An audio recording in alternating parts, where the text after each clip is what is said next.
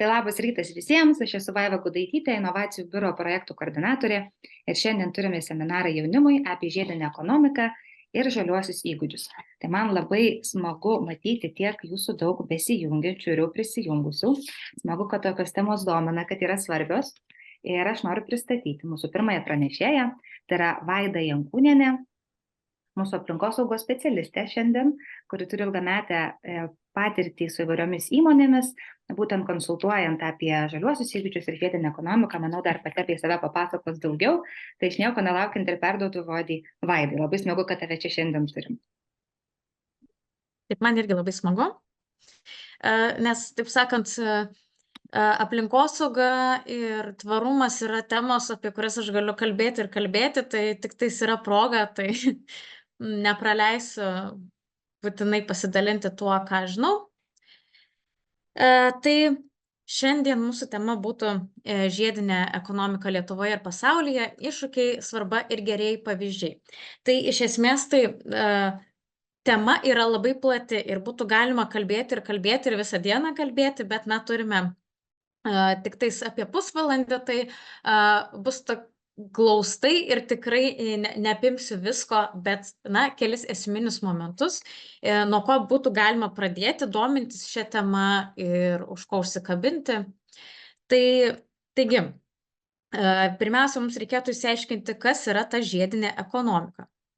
Tai iki to dar daeisime, tai pirmiausia, tada norėčiau pradėti įžangoje, kokiagi šiuo metu koksai ekonomikos modelis vyrauja pasaulyje ir Lietuvoje.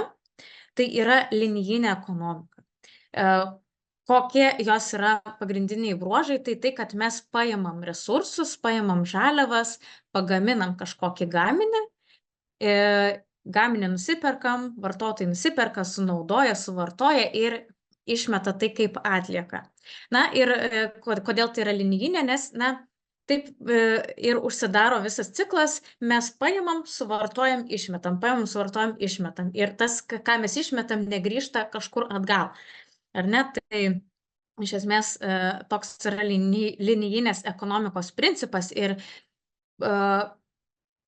anksčiau, kai prasidėjo visa ta industrializacija, kai prasidėjo didelis vartojimas, iš pradžių žmonija nematė tame problemos, tiesiog buvo svarbu ekonominis augimas, bet praeito amžiaus viduryje žmonės pradėjo pastebėti, kad tikrai toksai modelis yra problematiškas, kyla daug ekologinių problemų ir pradėjo galvoti, ką reikėtų keisti ir kokį modelį pasirinkti, kaip galima pakeisti. Tai visada, iš tikrųjų, mes atėję iš gamtos visi ir visoj planetoje vyrauja gamtos dėsniai, tai ir į ekonomiką galime pažvelgti taip pat per gamtos prizmę ir paimti pavyzdį iš gamtos. Tai kaip yra gamtoje? Tai turbūt žinome, kad jūs mokykloje tikrai per biologiją mokotės tą visą ekologinį ciklą, kaip viskas vyksta, ar ne? Tai gamtoje nėra tokio dalyko kaip atliekos. Gamtoje vieno individo atliekos yra kito individo žaliava, energijos šaltinis ir panašiai. Tai tarkim, mes turime gyvūną, kuris gyvendamas kvėpuoja deguonimi, ar ne, išskiria CO2, o CO2 reikalingas yra augalams kaip maisto medžiaga, kad pagamintų savo reikalingas maistinės medžiagas ir galėtų gyvuoti, o deguonį išmeta, kaip šalutinį produktą. Tai augalo šalutinis produktas yra gyvybiškai svarbus mums, kurie kvėpuojame deguonimi. Taip pat, kai mes numirštame, gyvūnas numiršta, jisai tampa medžiagų šaltinių dirvožemiui ir taip pat tiem patiems augalams, kurie iš dirvožemio pasisemia tų maistinių medžiagų. Tai toksai uždaras ratas ir kaip supratot, tai vieno individo atliekos yra kito individo medžiaga ir nelieka tokio dalyko kaip atliekos, jos kažkur yra kažkieno vis tiek suvartojamos. Ir tada atsiranda žmogaus veikla, kuri ne visai šito principu vadovaujasi. Tai būtent galime dabar šioje skaidrėje palyginti, kaip atrodo linijinės ekonomikos modelis ir žiedinės ekonomikos modelis. Tai linijinė jau paminėjau, kad tai yra tas toksai modelis imk, gamink, išmesk, o jau žiedinė ekonomika remiasi tuom, kad mes stengiamės sumažinti atliekų kiekį kuo labiau, o kaip mes jį galime sumažinti, tai jeigu mes naudojame pažangų produktų projektavimą, galvojame, kaip produktą pagaminti, kad jisai būtų lengvai perdirbamas, kad jis būtų iš kuo tvaresnių medžiagų, kad tas medžiagas būtų lengva atskirti vienas nuo kitų, kad galėtumėm perdirbti ir taip toliau. Taip pat pakartotinis produktų naudojimas yra taip pat labai svarbus, taisymas, produktų ilgaamžiškumas, kad mes nenaudotumėm kiekvienais metais pirktumėm ir naudotumėm kažką naujo, bet kad mums vienas daiktas galėtų tarnauti daug metų. Tai iš esmės tokie yra pagrindiniai žiedinės ekonomikos principai. Šioje skaidrėje pavaizduotas žiedinės ekonomikos modelis yra toks tobulas, kai nuo žaliavų pagaminam produktą, jį suvartojam, gauname kažkokias atliekas, bet tas atliekas perdirbam ir viskas, kas iš atliekų lieka, grįžta atgal į vartojimą, gamybą ir taip toliau. Na, iš esmės tai iš tikrųjų nelabai įmanoma pasiekti tokio modelio, kad viskas galėtų grįžti atgal į ciklą, bet tikrai galima padidinti tą kiekį, negu tą, kurį mes turime dabar. Tai realesnis žiedinės ekonomikos modelis būtų štai šis. Tai kai mes turim žaliavas, tuomet galvojame visų pirma, kaip turime pagaminti gaminį, kad jis būtų tvarus, kad jo dizainas būtų tvarus. Tai reiškia, kad medžiagos, kurias naudojame, galbūt būtų tvariau pagamintos, mažiau CO2 jų gaminimo metu būtų išsiskyrę. Tai reiškia, galbūt mes turime naudoti kuo lokalesnes medžiagas, nesigabenti jų per visą pasaulį. Taip pat, kaip minėjau, labai svarbu yra suprojektuoti gaminį taip, kad jį būtų lengva, jo komponentus būtų galima atskirti ir lengvai perdirbti, nes dažnai, kur yra perdirbimo problema, kad kažkoksai daiktas yra labai kombinuotas, daug jame yra medžiagų, sunku tas medžiagas atskirti, o tam, kad galėtumėm perdirbti, mes turime visas medžiagas atskirti pagal jų, pagal tam tikrą medžiagą, ar ne, pagal jų cheminę sudėtį. Negalime kartu stiklo ir plastiko perdirbti, ar ne? Turime juos atskirti. Tai tuomet, kai suprojektuojame tvarų dizainą, tuomet jau gaminame ir tuomet jau užsisuka visas vartojimo ratas ir atliekų stadijoje dauguma, didžioji dalis atliekų turi grįžti atgal į žaliavų stadiją, kad iš atliekų gautumėm žaliavas ir vėl užsisuktų visas ratas. Na ir turėsime vis tiek tą mažą uodegėlę likusių atliekų, kurios bus, nevartotinos kaip antrinės žaliavos. Tai kodėl svarbu yra tai daryti ir pereiti prie žiedinės ekonomikos? Tai todėl, kad pakartotinis produktų naudojimas ir perdirbimas sulėtintų gamtos išteklių naudojimą. Tai apie tai aš dar išsiplėsiu. Taip pat sumažintų kraštovaizdžio ir buveinių ardymą ir padėtų apriboti biologinės įvairovės nykimą.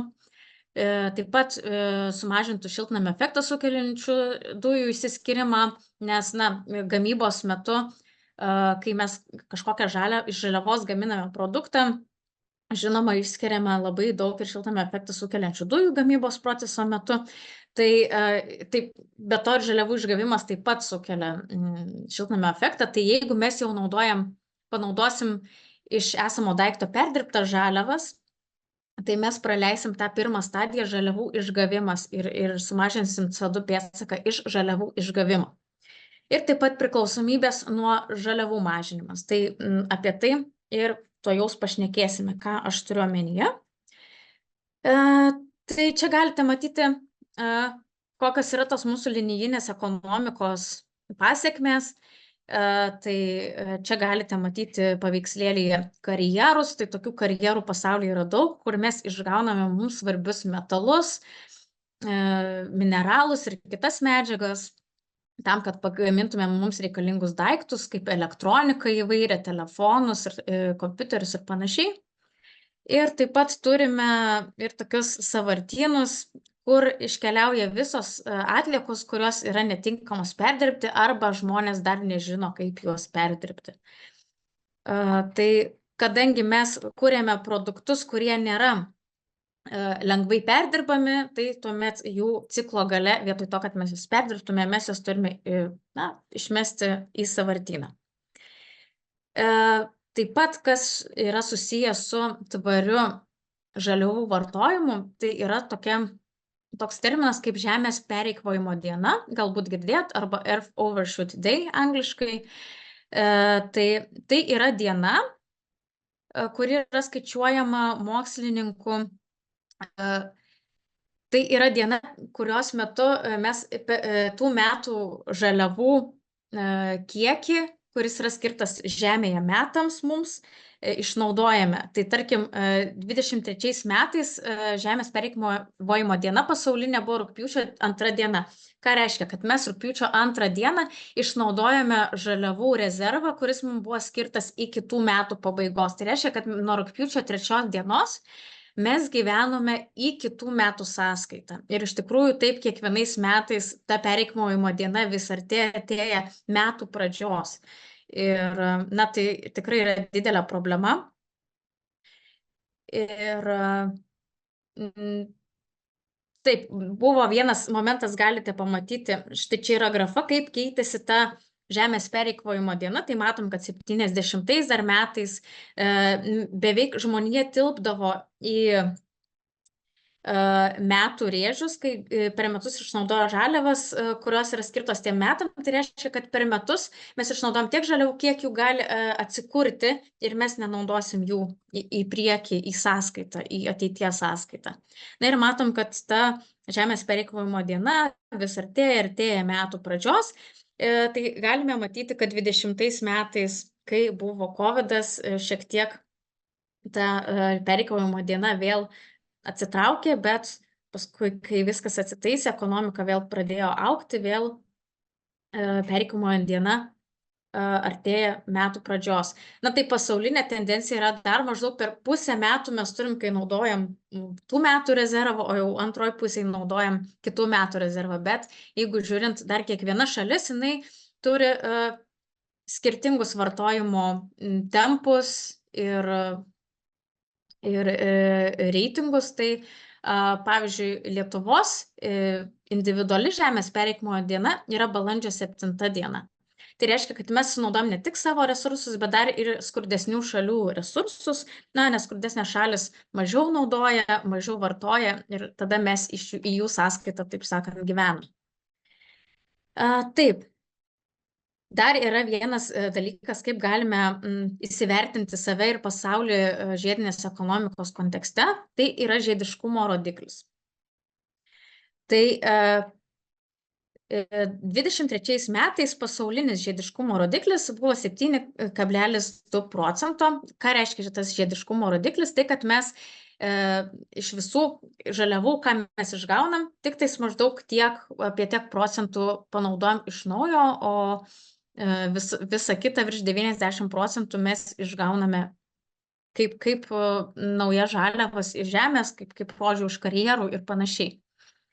Tai čia yra paradoksas, nes žiedinės ekonomikos tema populiarėja, turbūt tikrai ne vieną kartą esat girdėję šį terminą, tačiau nuo tada, kai buvo pradėtas matuoti žiediškumo rodiklis, nuo 18 metų, antrinių medžiagų dalis sumažėjo nuo 9,1 %, iki dabar 7,2 %. Tai per 5 metus sumažėjo 21 % žiediškumo pasaulinis rodiklis. Tai reiškia, kad mes, nors kalbam daug apie žiedinę ekonomiką, bet vis daugiau ir daugiau žaliavų iš žemės paimam ir išgaunam vietoj to, kad perdirbtume. Tai per šį laikotarpį, per šios 5 metus, taip pat sunaudojam per 500 gigatonų žaliavų naujų, kas yra 28 % visų medžiagų, kurias žmonės suvartojo nuo praeito amžiaus pradžios. Tai reiškia, kad mes per 5 metus labai smarkiai išauginom žaliavų vartojimą. Tai suprantam, patys perkam daug ir telefonų, ir juos keičiam. ir tas vartojimas yra didelis, dabar išpopuliarėjo ir elektriniai paspirtukai ir panašiai, ir tiem visiems gaminiam reikia labai daug naujų žaliavų. Jeigu žiūrint būtent Lietuvos žiediškumo rodiklį, tai jisai dar mažesnis negu bendras pasaulio rodiklis, tai yra tik tais virš 3%, o ES žiediškumo rodiklis yra apie 11% ir jis turbūt yra bene didžiausias pasaulyje. Tai kaip matom, dar tikrai yra kur stengtis. Taip pat labai svarbi tema yra kritinės žaliavos, kritiniai mineralai. Tai yra dabar nemaža problema, kurią kelia Europos Sąjunga.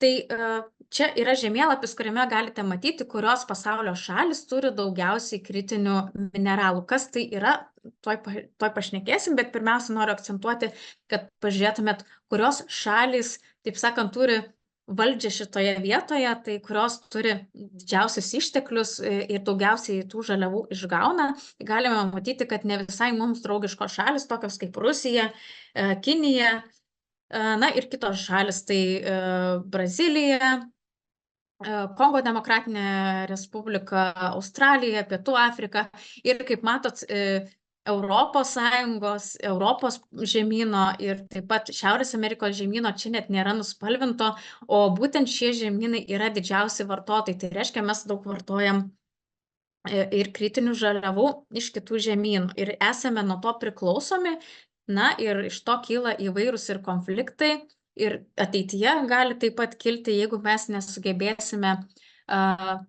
žaliavų perdirbti ir mums reikės vis daugiau ir daugiau naujų žalių, taip sakant, žaliavų dar nenaudotų, išgautų iš žemės, na tai mes būsime priklausomi nuo šių valstybių. Taip, tai kokie yra tie,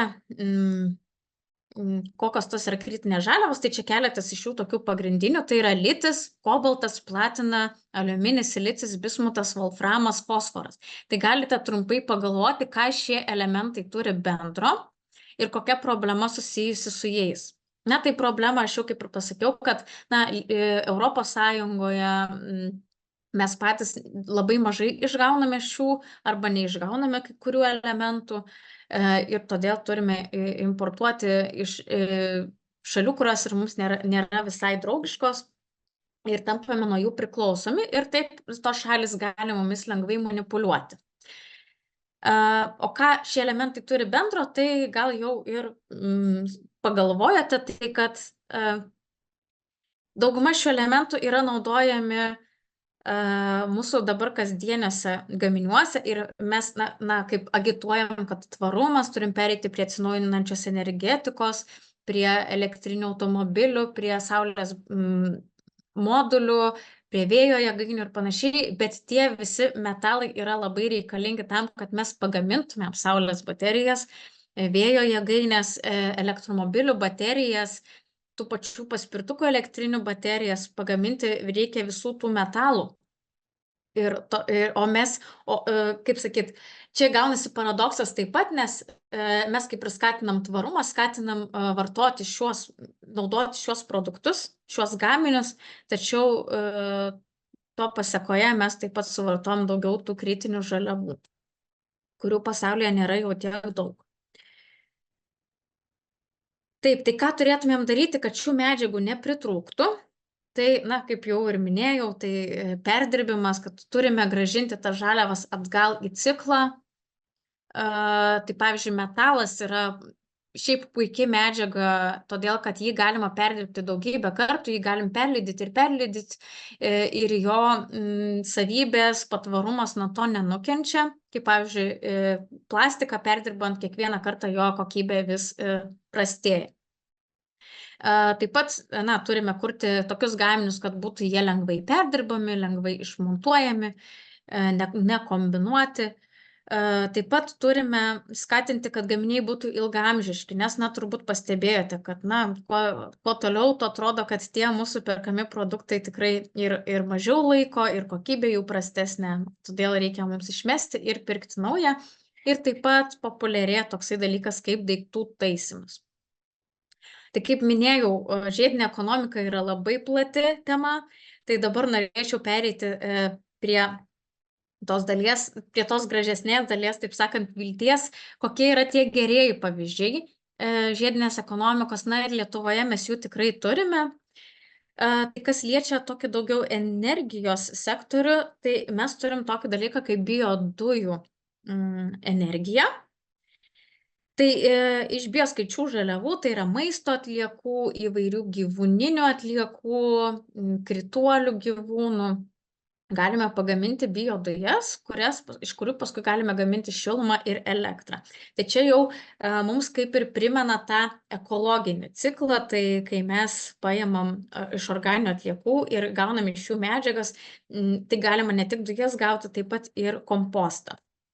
Tai čia dar vienas toks paveikslėlis, kuris aiškiau parodytų, ką mes galime iš to gauti. Tai, turim ir įvairius gyvūninės atliekas, taip pat ūkinės agrikultūros atliekas, taip pat turime nuotekų dumblą įvairų ir mūsų maisto atliekas, ir mes iš jų visų galime pagaminti būtent toliau biodujas. Tai tokiame reaktoriuje yra gaminama iš šių medžiagų biodujos ir digestatas, tai yra būtent jau kaip kompostas ar ne, o iš biodujų mes galime gauti elektrą ir šilumą ir taip pat ją vartoti jau savo namuose. Ir taip pat biometanas gali būti naudojamas kaip alternatyvus kuras automobiliams, ir taip pat dujų, kurių mums reikia taip pat tą patį maistą ir gaminti. Tai čia tokia viena iš tų schemų, kur atliekos tampa naujomis žaliavomis ir mes iš jų gauname kažką naujo. Tai toksai kaip ir gamtinis ciklas atkartojamas. Tai Lietuvoje mes turime jau virš 10 biodujų jėgainių ir manau, tai tikrai nebloga perspektyva, nes iš tikrųjų ir maisto vartojimas yra didelė problema, mes tikrai per daug maisto išmetame.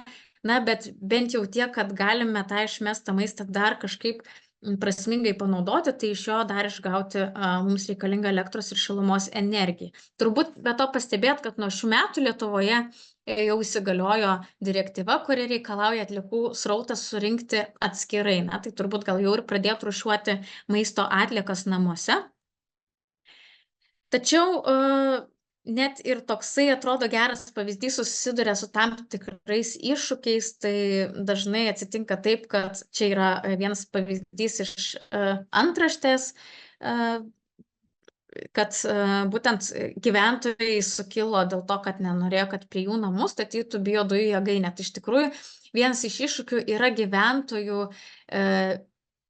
nežinojimas apie technologija, kodėl jinai svarbi, kuom jinai mums prasminga. Tai toksai irgi iššūkis būna kartais susitarti su gyventojais, bet iš tikrųjų, jeigu gyventojai suprastų, kad tai nėra kažkoks blogis, dažnai galvoja, kad jiems prie namų ir kvapas bus blogas ir galvoja tik apie save, bet iš tikrųjų aš ir pati buvau ekskursijoje tokioj biodujų jėgainiai, tai jie naudoja labai stiprius filtrus, jiems keliami labai aukšti aplinkosauginiai reikalavimai, todėl to kvapo, iš tikrųjų, už gamyklos ribos nelabai yra. Tai labai svarbu yra komunikuoti su visuomenė ir išsiaiškinti visus niuansus. Taip pat dar vienas iš tokių žiedinės ekonomikos pavyzdžių, kurias mes turim Lietuvoje, tai yra depozito sistema, kuri tikrai labai gerai prigijo Lietuvoje. Žmonės tikrai atsakingai rūšiuoja ir atiduoda butelius atgal į rinką. Tai tie buteliai keliauja, pavyzdžiui, vienas iš tokių srautų yra į Kauno stiklas gamyklą, kurioje perdirbama tikrai daug stiklo Lietuvoje susidarančių atliekų. Tai ten tikrai didelė dalis perdirbama. Žinoma, tam, kad pagaminti naują stiklą, šiek tiek reikia ir naujų žaliavų naudoti, tai kvarcinio smėlio ir taip toliau. Bet iš esmės tai nemaža dalis tų atliekų, kurias mes priduodame kaip stiklą, grįžta vėl butelių pavidalu. Taip pat buvau ekskursijoje būtent šioje gamykloje ir pasakojo, kad depozito sistemoje vienas iš gėrimų gamintojų butelių netgi neperdirba iš naujo, o naudoja tos pačius. Tai kartais galima atkreipti dėmesį, kad kai kurie stikliniai buteliai parduotuvėse gali būti šiek tiek apibraižyti. Tai ką tai reiškia, kad turbūt tie buteliai buvo iš taromatų paimti ir vėl išdezinfekuoti ir pripildyti gėrimų vietoj to, kad būtų sudaužyti ir vėl perdirbti, išlydyti iš naujo. Tai irgi labai neblogas žiedinės ekonomikos pavyzdys, nes mes paimam gerą stiklą, iš esmės jisai yra geras, tiesiog šiek tiek pabraižytas, bet tinkamas visiškai naudoti iš naujo. Taip pat dar vieni iš tokių pavyzdžių yra dalinimos įvairios platformos, tai automobilių dalinimasis, dviračių dalinimasis arba ofiso erdvių dalinimasis. Tai paklausėte, kuom šis dalinimasis yra geriau negu turėti savo automobilį, nes, tai vis tiek yra automobilio naudojimas. Tai yra tuom, kad mes naudojam vieną automobilį bendrai su didelė grupė žmonių. Vietoj to, kad turime kiekvienas individualiai savo automobilį, reiškia pačių automobilių rinkoje yra mažiau ir mes jį naudojam tik tada, kai mums reikia, nes, iš tikrųjų yra ir tokių modelių, kai žmonės nusiperka automobilį, bet jisai pagrinde stovi kieme ir naudojamas yra tikrai labai retai. Tai gal tokiu atveju reikėtų pagalvoti, galbūt apsimoka yra tiesiog automobilių dalinimosi platforma, vietoj to, kad aš pirksiu automobilį, jame esantis kritiniai metalai ir žaliavos stovės mano kieme, vietoj to, kad būtų panaudotos kažkaip tikslingiau. Yra dar toksai dalykas kaip ofisų erdvės, kur taip pat galime ateiti dirbti tik tada, kai mums reikia, ir keletas įmonių dalinasi vieną ofisą, nes iš tikrųjų ir ofisai užima tikrai daug vietos mūsų mieste, statomi vis nauji ofisai, jų vis daugiau, bet dabar, kai populiarėja darbas iš namų, galbūt mums tam ofise nereikia visada būti, tai reiškia, kad vieną pastatą gali naudoti kokios 3 įmonės, vietoj to, kad visos 3 įmonės turėtų 3 skirtingus pastatus. Tai sutaupom vietos ir paliekam galbūt tą papildomą plotą, kur būtumėm pastatę pastatą, galbūt paliekame gamtai, parkui, žmonėms džiaugtis laisvalaikiu ir panašiai. Taip, dar tokios alternatyvos vartojimo platformos, tai turbūt gal esat girdėję, tai yra dėkui stotelės Vilniaus regione, bent jau yra. Kitose regionuose taip pat yra tokios dalinimosi stotelės, bet jos vadinasi šiek tiek kitaip. Tai čia vienas kaip pavyzdys. Tai dėkui stotelėse žmonės gali atnešti daiktus, kurie dar yra geri vartoti, jie tinkami, tiesiog, tie žmonės nusprendė įsigyti naujesnį. Tai kiti vartotojai gali ateiti dėkui stotelės ir pasiimti tų žmonių paliktus gerus daiktus. Taip pat yra tokia platforma kaip Dalinuosi LT, kur galima išsinuomoti kažkokį daiktą, ten yra įvairių daiktų, nuo fotoaparatų iki automobilių, kur galime irgi pasiskolinti kažkokį daiktą, jeigu mums jo reikia, kažkokiam neilgam periodui. Ir taip toliau, turbūt tikrai esat girdėję ir Vinted, yra toksai dalykas dar kaip Sneakerspot, vienas iš tokių įdomių verslų esančių Lietuvoje, kurie atnaujina vartotojų batus. Ir tikrai galima, vietoj to, kad būtume juos atnaujinti, kad jie atrodys visiškai naujai. Taip, tai ką mes kiekvienas galim padaryti, tai iš esmės tiesiog būti atsakingų vartotojų ir galvoti, ar kai mes perkame, ką mes perkame, ar tas daiktas ilgaamžiškas bus, ir taip toliau. Tai, kadangi laiko neturim, gal prie šitos skaidrės nestosiu labai, iš esmės tai čia yra tokia piramidė, kurią galima vadovautis, tai pirmiausia yra atsakingas vartojimas. Pagalvoti visų pirma, galbūt ar tikrai man to daikto reikia, galbūt aš jau turiu, galbūt aš turimą daiktą galiu tiesiog pataisyti arba kažkaip jį patobulinti. Jeigu tikrai man jo reikia, tai tuomet turiu galvoti apie jo ilgaamžiškumą, Taip pat atliekų mažinimas, prevencija, turim apie tai galvoti, kaip mums suvartoti mažiau, kad išmestumėm mažiau, tai ir apie tą patį maistą reikia galvoti, tarkim, vienas iš pavyzdžių būtų. Taip pat turime rūšiuoti, kad atliekos būtų perdirbamos ir panašiai.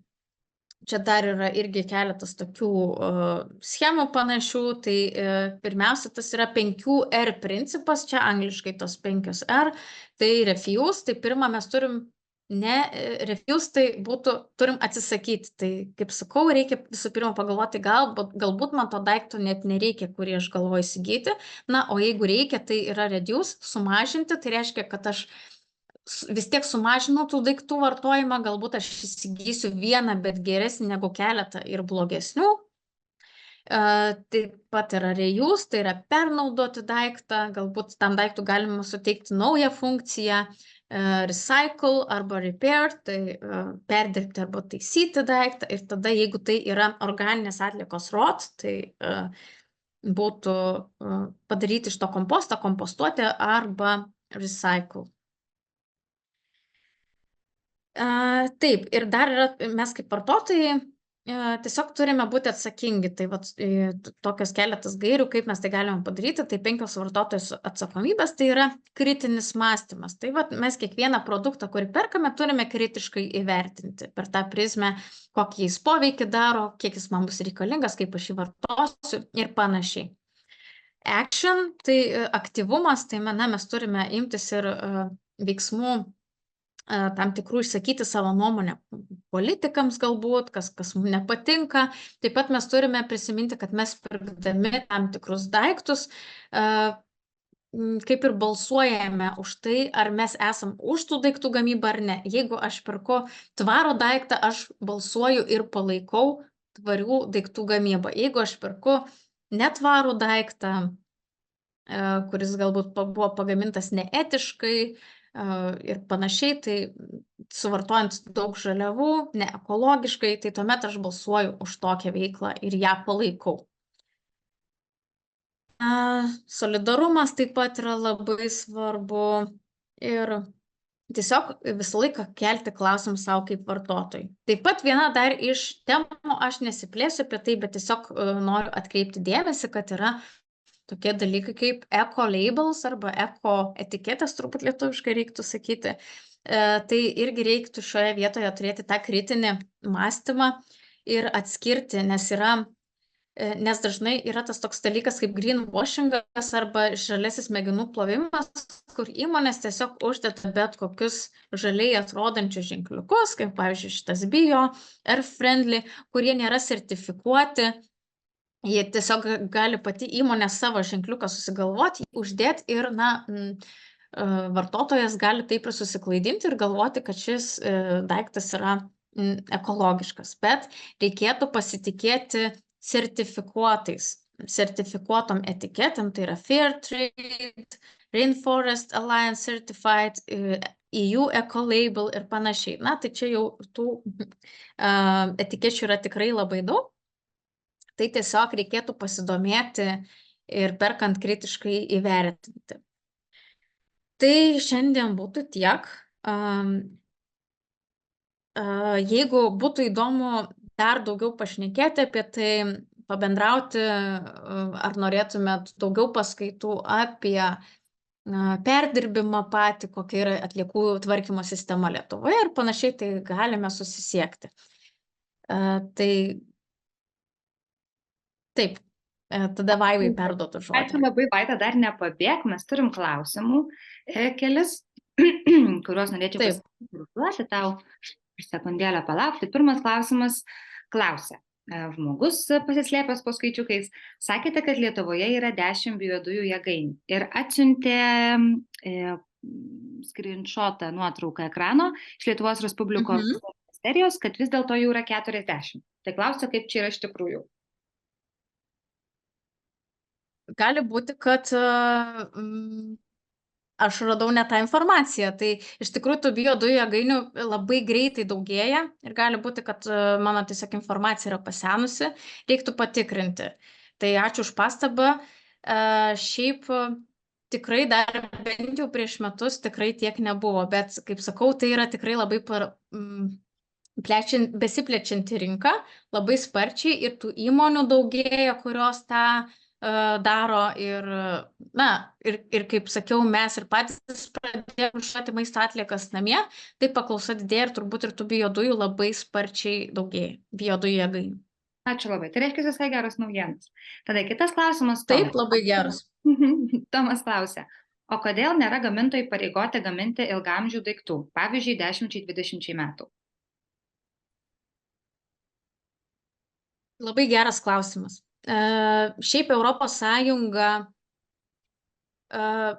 žada tai padaryti ir jau daro, yra direktyvos, kurios nurodo, kad pavyzdžiui elektronikos gamintojai turės pagaminę elektronikos gaminį bent 7 metus nuo jo pagaminimo teikti ir atsarginės dalis tiems daiktams, kad būtų lengva juos taisyti.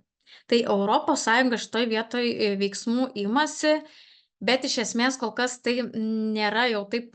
Europos Sąjunga tai reguliuoja, bet pasaulis yra šiek tiek kitoks, ne visur yra taip kaip Europos Sąjungoje, ir tiesiog gamintojams svarbu iš to uždirbti ir jiems yra, turbūt dėja, bet paklausiau ir finansiškai labiau jiems apsimoka tai, kad jie pagamina mažiau patvarų daiktą, tuomet mes vis perkam daugiau, tai jiems nuo to kyla gamyba ir gauna daugiau pinigų.